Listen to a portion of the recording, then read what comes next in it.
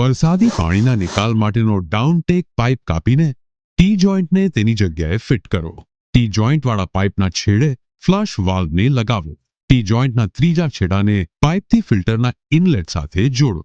Spirit લેવલથી ફિલ્ટરનું યોગ્ય સ્તર સુનિશ્ચિત કરો. દિવાલ પર 4 નિશાન બનાવો અને ડ્રિલ મશીનનો ઉપયોગ કરીને છિદ્રો ડ્રિલ કરો. સ્ક્રૂનો ઉપયોગ કરીને ફિલ્ટર ઇન્સ્ટોલ કરો. સ્વચ્છ પાણીના આઉટલેટ પર નિયુક્ત જગ્યાએ ફિલ્ટર એલિમેન્ટ 2 મૂકો. કવર્ડ ફિલ્ટર એલિમેન્ટ 1 ને યુનિટમાં મૂકો.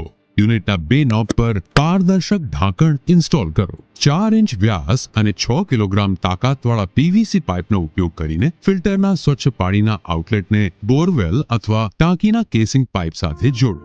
હવે તમારું ની રેન વરસાદી પાણીનો સંગ્રહ કરવા માટે તૈયાર છે.